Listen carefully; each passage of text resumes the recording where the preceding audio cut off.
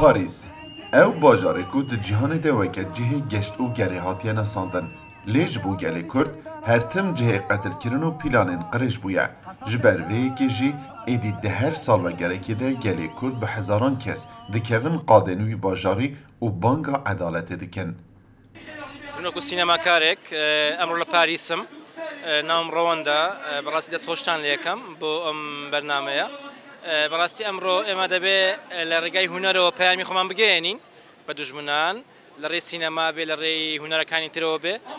Boya ema ebe hemû hunermendan bi yek dest bi yek deng peyamê xweman bigihînin bi peyamê nusra û bi huner û bi ew huneranê ke encam dirin.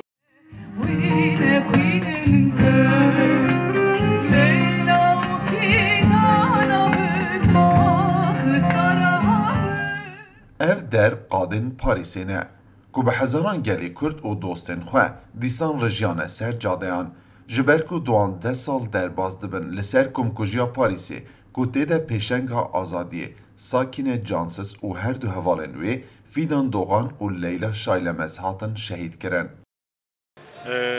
Beriyar tiştî ji bo temaşavanê hunergeha 24 Silav Rêzî xwe dibêjim.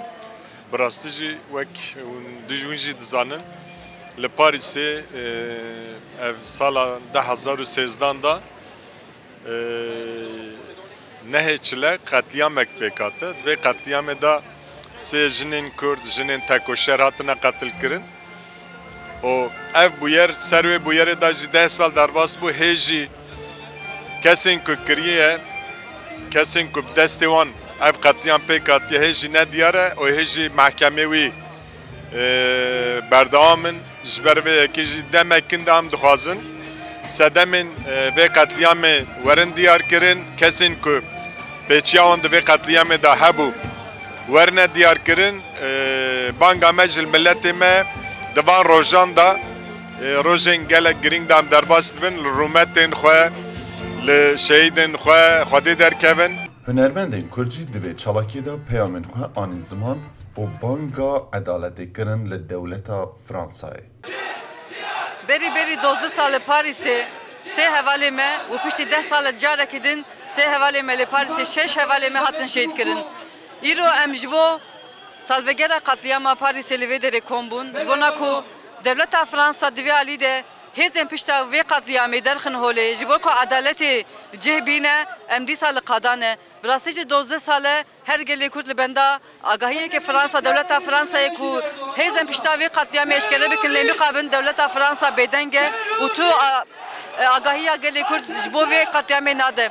Gerek em wek gelê Kurd li ser piya bin ji ber ku yê ku van qetliyama bidin sekinandin hêza me ye tekoşîna me ye berxwedana me ye em jin hunermend bin jin bin mêr bin likîr bin gerek em qada bin bûna ku em karî bin van qetliyama van lîskên qirêj derxin vala derbixin wekê hûn zanin niha ji bo Rojavayê Kurdistanê dîsa êrişên mezin hene lîskên qirêj hene eger ku em li qada min em karin van êrişên qirêj em van lîskên qirêj bidin sekinandin ji ber wisa bangawaziya me ji bo hemû gelê me gerek em her tim li qada bin dam têkoşînê de bin em gerek gelê xwe berxwederên xwe serketinê ku me dest xisine gerek em tenê nehêlin ku em karibin bi ser bikevin em dibêjin em ê her tim li qada bin heta ku ev qetliyam werin sekinandin heta ku hêzên pişta vê qetliyamê derkevin holê em ê bangawaziya xwe xurtir bikin.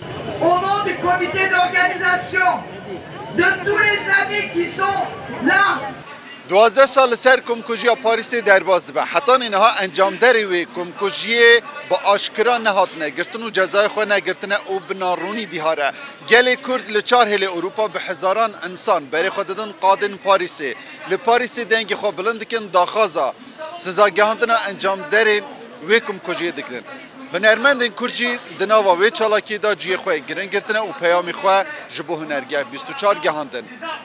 Hamîd Urmiye Hunergeh 24 Paris. Hunergeh 24